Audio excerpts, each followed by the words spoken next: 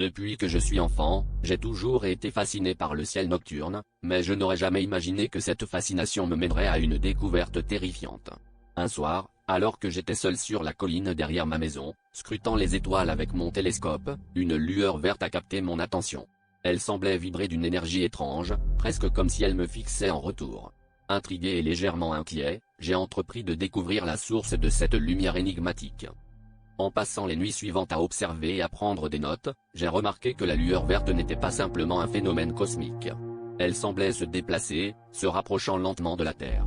Plus je l'observais, plus je ressentais une présence, quelque chose d'antédiluvien qui défiait la logique et la science. Mes recherches m'ont conduit à une ancienne légende locale, parlant d'une entité gardienne qui surveillait les cieux, prête à intervenir si l'humanité s'éloignait trop de son chemin naturel. Un soir, alors que la lueur était plus proche que jamais, j'ai senti le besoin irrépressible de suivre son cheminement, comme si elle m'appelait.